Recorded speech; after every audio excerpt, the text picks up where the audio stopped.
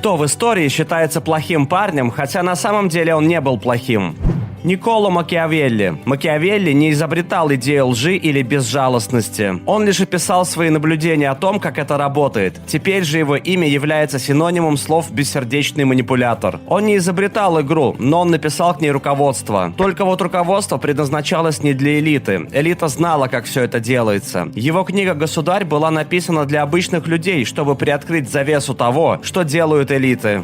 Том – обычный кот, а вот Джерри – настоящая угроза. На днях прочитал пост, посвященный этому мульту. Там говорилось о том, что на самом деле они оба работают сообща. Пока Джерри бегает по дому, хозяева думают, что у них есть проблемы с мышами, поэтому они держат дома кота. Пока Том делает вид, что прилагает всяческие усилия для того, чтобы поймать мышонка, они думают, что тот хорошо справляется со своей работой. Однако они оба в сговоре и просто делают все это для видимости. К примеру, есть серия, где они вместе воруют еду из холодильника, а потом прячутся и делятся ею как друзья. После чего они вновь выбегают на улицу и продолжают гоняться друг за другом.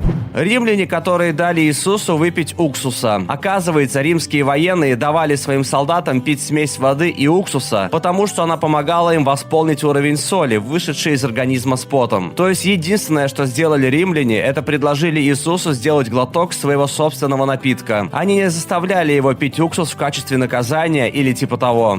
Ричард Джуэлл, охранник на Олимпийских играх в Атланте, которого обвинили в произошедшем теракте. Примечание. Работая охранником около башни AT&T, он обнаружил рюкзак с 3 трубчатыми бомбами. Джуэлл предупредил полицию и охрану парка, а затем активно помогал эвакуировать людей из района до взрыва бомбы. Первоначально провозглашенный СМИ героем, позднее Джуэлл оказался в статусе главного подозреваемого, но в конечном итоге был оправдан и полностью реабилитирован. О нем, кстати, снял офигенный фильм Клинт Иствуд, называется «Дело Ричарда Джуэлла». В фильме «Храброе сердце» Уильяма Уоллиса предает Роберт Брюс. В реальности этого не было. Роберт был верен до конца. Как же у меня бомбануло с этого фильма. Я вырос на нем и полюбил его за его, как я полагал, историческую достоверность. Мало того, что фильм оказался напрочь недостоверным, так реальная история, пожалуй, была даже интереснее фильма. У авторов не было никакой необходимости устраивать какую-либо художественную перестройку. Они могли бы просто придать больше драмы реальным событиям, и это получился бы отличный фильм. Любой, кто знаком с фильмом «300 спартанцев», знает, как в нем превозносятся спартанцы и как демонизируется Первая Персидская империя. Фактически империя хименидов или Первая Персидская империя была весьма прогрессивной для своего времени. Она спасла евреев от вавилонского рабства и представила миру цилиндр Кира, который некоторые считают первым документом о правах человека. С другой стороны, Спарта была милитаристическим обществом, основанным на социальном дарвинизме еще до рождения Чарльза Дарвина, где процент рабов был гораздо выше, чем в Персии. Изменено. Я не утверждаю, что Первая Персидская империя была идеальной, но в фильме «300 спартанцев» дано исторически неточное и расистское представление о Персии. История в этом фильме преподносится с точки зрения спартанского рассказчика, поэтому предполагается, что в фильме заложена эта предвзятость. Персонажа Уильяма Мёрдока в фильме «Титаник» показали как злодея, который убивал людей, брал взятки и вел себя как тот еще говнюк. Однако на самом деле Уильям Мёрдок был настоящим героем, который спас много жизней. Его родственники были настолько возмущены тем, как Мёрдока показали в фильме, что вице-президент компании Fox лично приехал в Далбити. Он извинился и передал средней школе Далбити пожертвование в размере 5000 фунтов стерлингов на увеличение школьной премии памяти Уильяма Мёрдока. Первоначальные сборы этого фильма составили более 1,8 миллиардов долларов. Пожертвовать 5000 фунтов – это все равно, что среднестатистическому жителю США швырнуть 10 центов и сказать «сорян, виноват». Аид. Он почти не изменял своей жене и был ей верен. А Персефону он похитил только потому, что сам Зевс велел ему это сделать. Он хороший отец. Он не является виновником смертей. Он лишь ответственен за то, что происходит после смерти. А еще он назвал свою собаку Спот. Это же очень мило. При этом люди думают, что он злой и вредный. Не, на самом деле он милашка. Он почти не изменял своей жене. С точки зрения греческих богов, это максимум, на который можно рассчитывать. А реально, что значит почти не изменял? Они занимались этим в одежде? Насколько мне известно, у Аида 3 детей, не считая Фурий, которые, по всей видимости, являются либо его детьми, либо детьми Урана. 2 от Персефоны и 1 от неназванной матери. Джозеф Хейзелвуд, капитан нефтяного танкера Exxon Valdez, попавшего в аварию в проливе Принца Уильяма. В медиа его часто изображают в качестве пьяного капитана за штурвалом Эксона, который раскачивается из стороны в сторону, разговаривает как пират и на полном ходу врезается в риф. Но что же на самом деле произошло в день аварии? В тот день на судне «Валдис» вышло из строя важнейшее навигационное оборудование. Командование корабля отправило в Эксон факс, сообщив о происшествии, но те велели продолжать плыть. Стоит также отметить, что после сокращения бюджета береговой охраны отслеживание судов в этом районе прекратилось. К тому же на вахте находился зеленый и уставший экипаж. Командование судна сделало запрос об увольнении и отдыхе экипажа, но им было отказано. Старпом, стоявший в тот момент за штурвалом, не имел опыта в прохождении данного маршрута, и при этом он не запросил лоцманской проводки. Несмотря на то, что капитан Хейзелвуд действительно выпивал в тот день, он тогда не стоял на капитанском мостике и не отдавал команды, а находился в своей каюте и отдыхал. Хейзелвуд действительно обмолвился, что ему нужно выпить. Он попросту был расстроен сложившейся ситуацией. Зацепившись за эту фразу, пиарщики Exxon подкупили СМИ, чтобы те начали обвинять в происшествии Хейзелвуда. Однако в итоге Хейзелвуду было предъявлено только одно обвинение, касаемо загрязнения окружающей среды. Он сохранил свою капитанскую лицензию, доказав, что он не пил во время командования судном. Более того, ему даже предложили снова выйти в море, но он от этого отказался. Настоящими злодеями в этой истории являются средства массовой информации, фейковые новости и комики, шутившие про Джозефа. Однако пиарщики Exxon сделали все, чтобы выгородить себя и свалить вину на Хейзелвуда. Доктор Киваркян, занимаясь врачебной практикой, выступил в защиту эвтаназии в тех случаях, когда больному уже нет возможности оказать медицинскую помощь, и страдания которого не стоят того, чтобы продолжать жить. В 1989 году разработал и построил так называемую машину самоубийства – мерситрон, от английского mercy – милосердие, подающую смертельную дозу анальгетиков и токсичных препаратов в кровь больного для пациентов, не способных покончить с собой иными способами.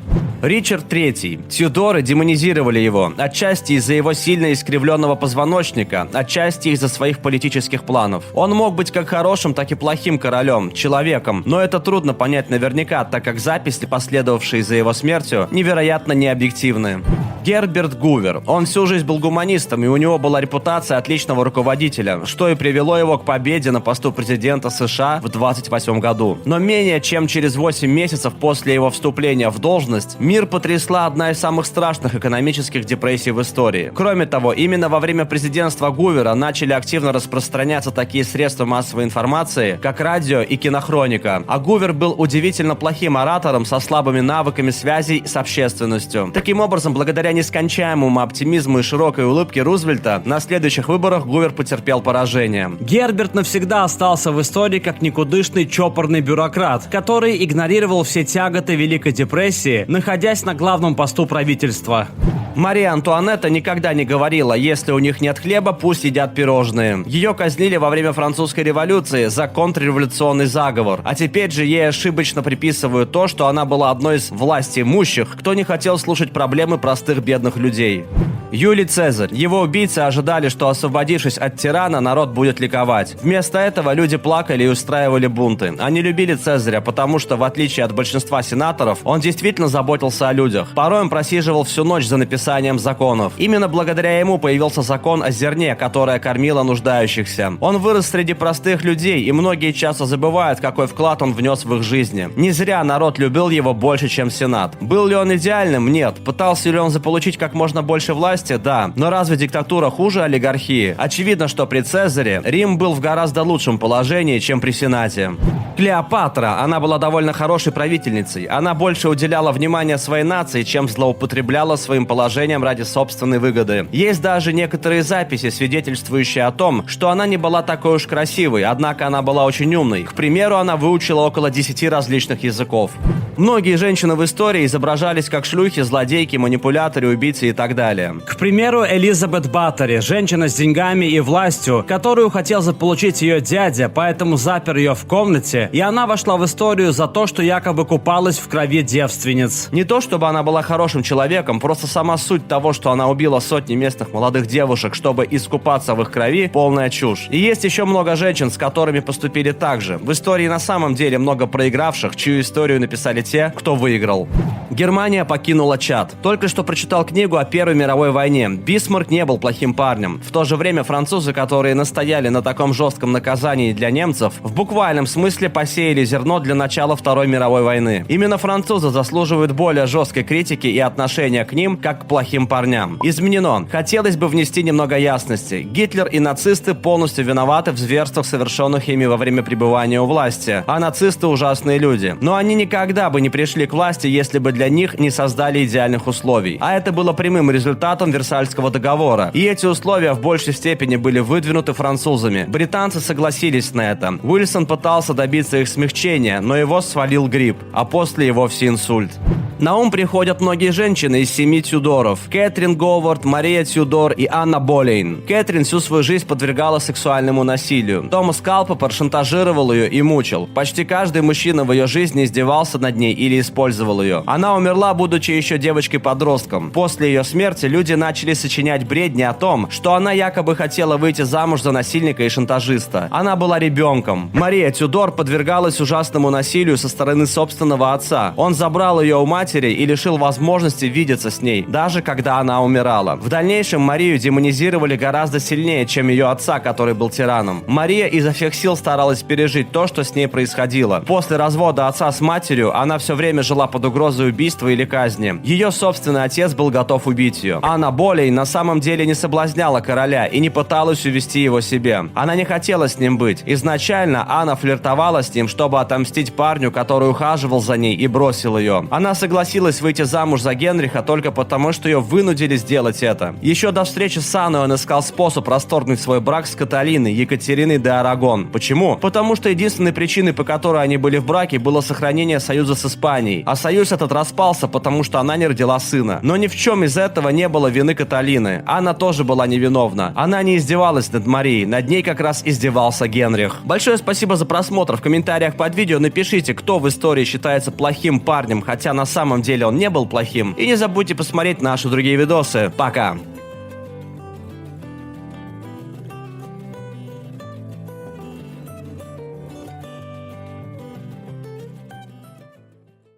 All right, everyone's presentations are done. Nick, the manager, said as he tried to move the discussion forward. Excuse me, I haven't. I recently found out something. Nick interrupted me and began to speak. There's apparently someone in this department who didn't graduate high school and is just a part-timer. Meetings should be for employees only. Absolutely right. His lackey, Mike, of course, agreed with Nick. I'm leaving. After leaving the meeting room, I started to shut down my computer. I noticed that an email had arrived, not in my personal inbox, but in the company's shared email. Thinking, there's no point in speaking up, no one will listen, I went home quietly. The next day, I heard a commotion from Nick's desk. He was staring at his computer screen, his face pale. Nick? Is something wrong? Mike looked at the screen with him. And he turned even paler than Nick. Why is he so angry? Knowing the reason for Mike's distress, I thought to myself, serves them right. My name is Adam. My mother passed away when I was in the 9th grade, and I was raised by my father. Well, you could hardly call it being raised. After my mother passed, my father changed. He drowned his sorrows in alcohol, and though he still went to work, he squandered our living expenses on horse racing. Because of that, I had to start working part-time as soon as I entered high school. Every month, I went to the convenience store with bills in hand that couldn't be auto-deducted from my father's account. Even though I endured it because I didn't want to be alone, I reached my limit in my second year of high school and dropped out. I found a live-in job at a distant inn. Thank you for everything.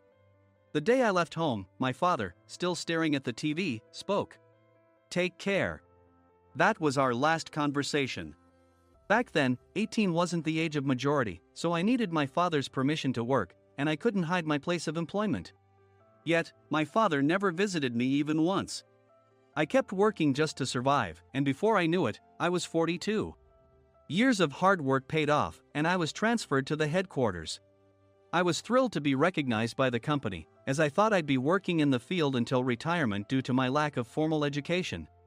Listen up. Our work can change the future of our employees. Don't drag us down. On my first day after the transfer, Nick, dressed in an expensive suit, spoke sternly. There was a reason for this.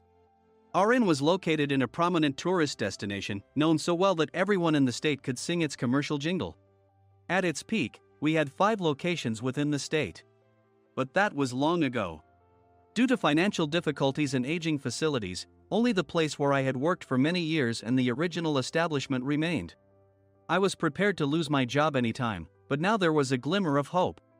With the rise of social media, the tourist area where the inn was located started gaining attention again.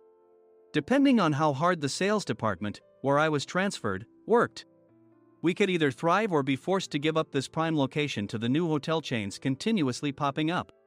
For Nick, who had switched careers from another industry to strengthen our sales, this was a battle he couldn't afford to lose. I understood why he had to be strict. "I will do my best." Nick sneered at my enthusiastic declaration. "Did you not hear what I said?" "I'm sorry." I thought I was listening carefully. Out of habit from years of customer service, I apologized reflexively, though I had no idea what had offended him. Someone was watching me with a smirk. In this department, there are those who are expected to excel and those who have been shoved here because they have nowhere else to go. You are the latter. It was Mike, the section chief. He's 7 years younger, at 35.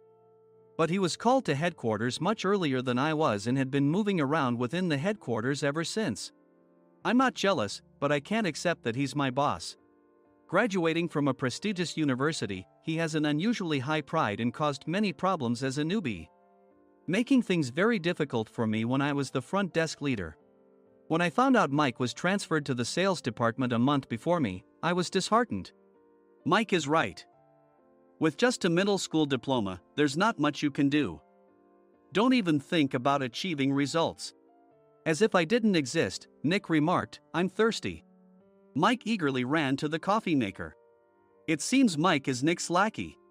I regretted being happy about my transfer to headquarters, wishing I had stayed on site forever. Send a direct mail to every company on this list by the end of the day. Nick only assigned me tasks that even a new graduate could handle. What? There are over 1,000 companies. You want me to send to all of them by today? Yes, if you and your fellow misfits split the work, even those with nowhere else to go should finish by today. I glanced at the employees typing away expressionlessly. They were worn out from customer service, only thinking about leaving on time, or were women reassigned after having children, with zero motivation for work.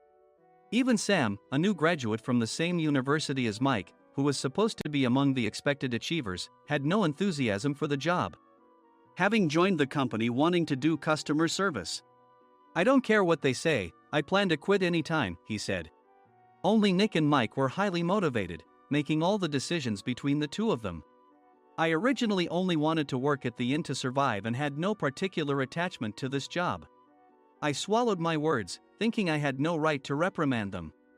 About a month after the transfer, Nick told us with a frustrated look, "To commemorate the 50th anniversary, we've decided to create a plan exclusive for one group per day."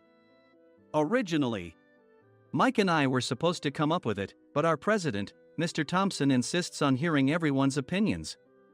"So, you all get a chance."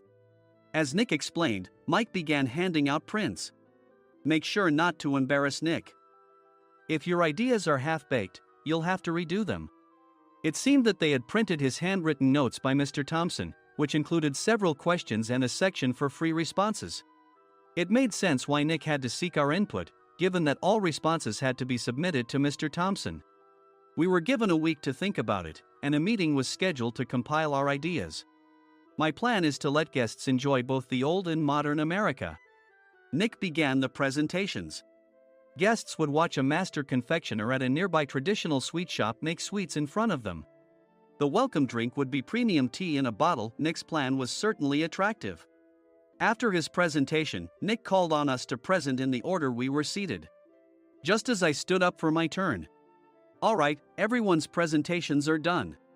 "Excuse me, I haven't. I recently found out something." Nick interrupted me. "There's someone in this department who didn't graduate high school and is just a part-timer." He was likely talking about me. I joined the company as a part-timer and was made a full-time employee when I turned 20.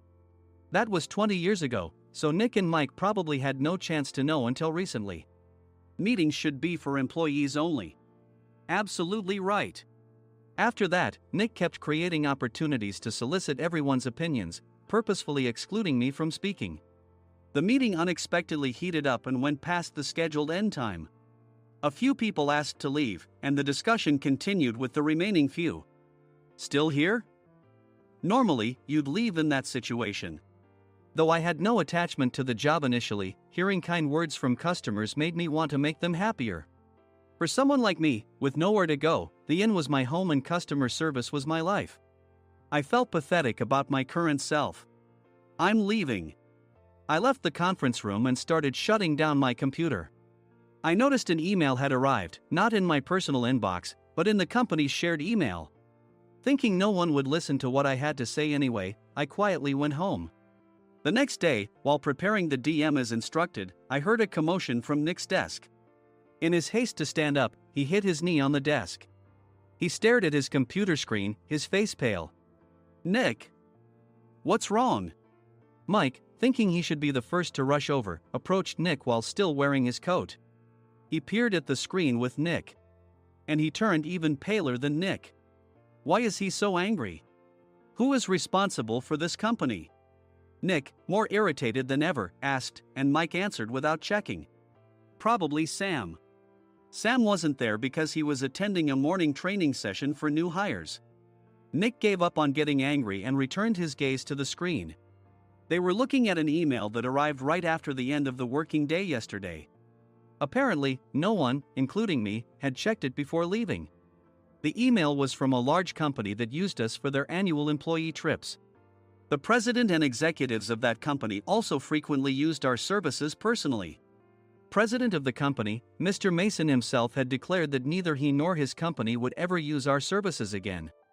Well, some companies cancel their employee trips or stop using our services due to financial struggles. Let's just move on. Mike kept wiping the sweat from his forehead with a handkerchief. Knowing why Mike was so agitated, I quietly watched their interaction. Do you know how much revenue we get from that company? We can find other guests to fill the rooms, but we'll lose the banquet costs, gift shop revenue, rental car fees, and more. Moreover, the gifts were supposed to be prepared by the traditional confectionery shop involved in Nick's proposed plan. If it's known that we incurred such a huge loss at this critical time, Nick's position in the company would be jeopardized. Nick took a deep breath, seemingly trying to calm himself. All right, Mike. Go to New York right now and apologize to Mr. Mason. What? You're coming with me, right? I have urgent work to do. I trust you, which is why I'm entrusting this to you. Please. Mike, believing Nick's sincerity, agreed with a determined look on his face, saying, yes. That's Nick for you. Even if Mike went to apologize, Nick would shift all the blame onto him if the client didn't change their mind. Well, it was Mike's fault to begin with, so it served him right. About 3 hours later, Sam answered a call from somewhere and repeatedly apologized, saying, I'm very sorry. Everyone watched to see what was happening. After ending the call, he informed Nick with a weary tone. When Mike arrived at the client's company, he only made things worse, further infuriating Mr. Mason. He was demanding, get his boss here immediately. It was no wonder Sam was exhausted, dealing with such a call right after returning from training. What is that idiot doing? All right, Adam, you're coming with me. If sacrificing Mike didn't work, then I must be next. Normally, I'd want to refuse at all costs, but I saw an opportunity in this situation. If I can be of assistance, I'd be happy to join you. I obediently followed Nick, and we flew to New York. When we introduced ourselves at the reception, it became clear how serious the situation was. As the receptionist personally escorted us to the president's office. Angry voices leaked through the door, making both Nick and me uneasy. Excuse me. I'm Nick, the supervisor. I understand my subordinate has caused you trouble, and I deeply apologize. Nick, with his experience in the corporate world, knew enough to offer an apology before excuses. However, his customer service skills left much to be desired. I sighed as I saw Mike trembling like a small dog in the corner of the room. What kind of training are you giving your subordinates? Mr. Mason glared at Nick with a red face. The intensity of his gaze made even Nick take a step back. Regrettably, I joined this company only 2 years ago and was unaware of Mike's issues. I should have identified his shortcomings sooner. Indeed. I should have realized sooner. No sensible person would come to apologize and then give a lengthy presentation on the drawbacks of not using their in. Nick froze, his mouth slightly open. Suspecting the worst, I picked up the documents that had fallen to the floor. It seemed Mike hastily prepared these documents on the plane, listing the disadvantages. Disadvantage 1: if you change the venue for the company trip, employees might suspect it's for cost-cutting reasons, leading to a negative impression. Reading it aloud half-jokingly, Nick snatched the papers from my hand and checked the contents with a furious expression. Among the stack of documents was a receipt from a nearby convenience store's copy machine. I felt a pang of dread, hoping he hadn't shown the receipt as well. What do you think he said when I asked what kind of nerve he had to do this? I'm very sorry. Faced with the dire situation, Nick must have thought there was nothing left to do but apologize. In a voice smaller than I'd ever heard from him, he uttered words of apology. He said, "I'm a Harvard graduate. I don't believe I said anything wrong." Mike! What have you done? Forgetting his plan to pin the blame on Mike, Nick yelled loudly, even in front of Mr. Mason. "I didn't do anything wrong." "You're still saying that? Look at him." Mike pointed at me with a shaking hand. "I was assigned to headquarters in my 20s and now I'm a section chief. This guy only made it to headquarters at 42. Everything I've done proves I was right. So why are we losing the contract?" Having said his piece, Mike collapsed to the floor. "Of course. You were sent there because you had nowhere else to go." Mike never expected to hear such words from someone he looked down upon. He lunged at me, and Nick hurriedly stepped in to stop him. "Mr. Thompson told me Mike is a quick thinker, and to take good care of him." There's no way he was pushed aside.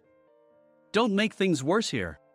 "He didn't say quick thinker, he said only quick-witted, didn't he?" I don't remember that part." I recalled the many troubles Mike caused when he was a newbie. When Mike was on the front line, his pride was so high that he never apologized to customers.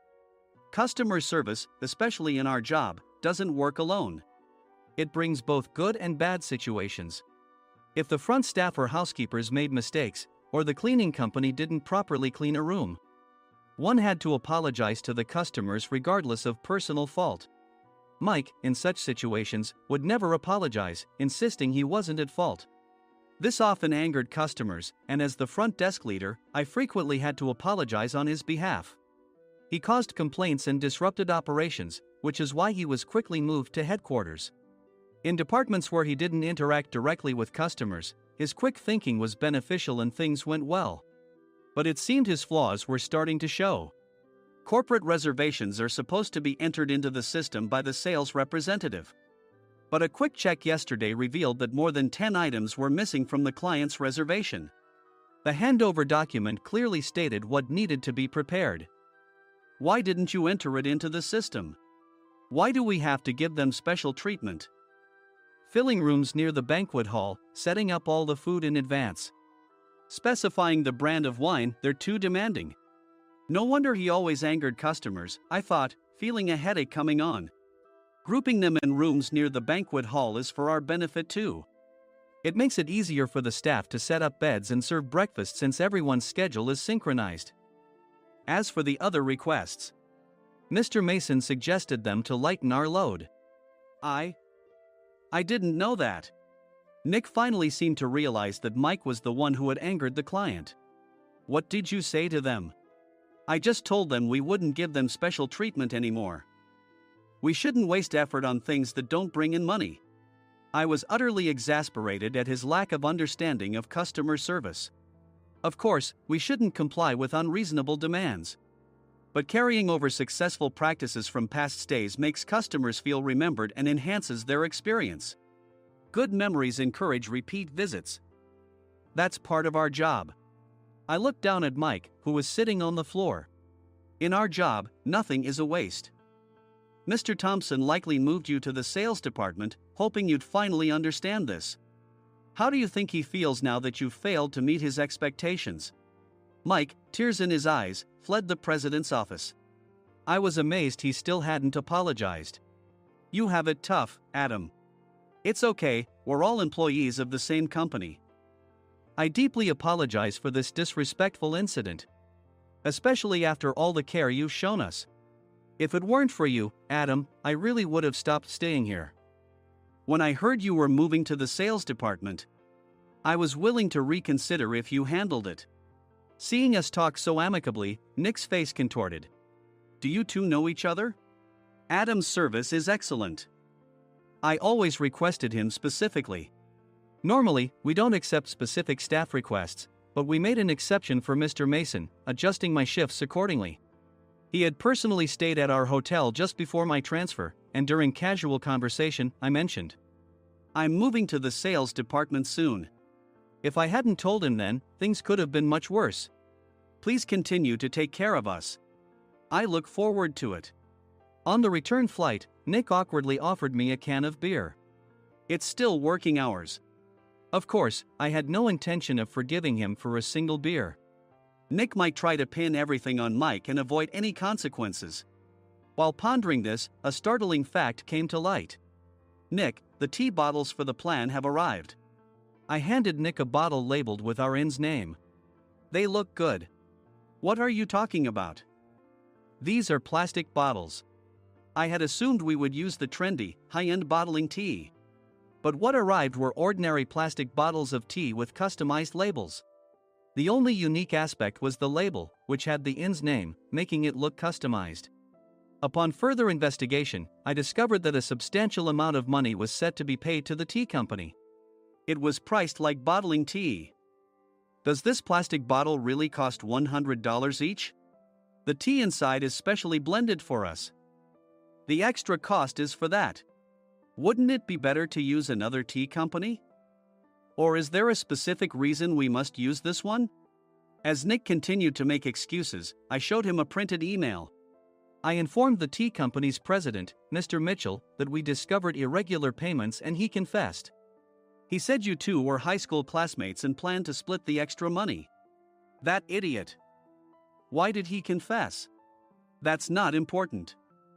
You should worry about yourself, this could turn into a police matter. Opening the bottle cap, I suggested. How about calming down with this tea? It supposedly has a relaxing effect. Nick drank the tea frantically. In the following days, decisions were made about their fates. Mike was reassigned to the General Affairs Department, with no chance of transfer or promotion, as per Mr. Thompson's orders. As for Nick, since the payment to the tea company hadn't yet been made, he narrowly avoided legal trouble. Instead, he was encouraged to leave the company, and to avoid further complications, Nick submitted his resignation. Rumor has it that connections between HR departments have made it difficult for him to find new employment. Even though it was good to have those two gone, something unexpected happened in the sales department. Everyone became motivated and united in refining the 50th anniversary plan. In the end, my plan was adopted. We collaborated with the Tourist Information Center to provide personalized guides. The plan, tailored to the number of guests, was truly special for the 50th anniversary. Hey, is Adam's family coming to stay? I immediately booked that special plan for my family. Sam noticed it on the reservation list and quickly picked up on it.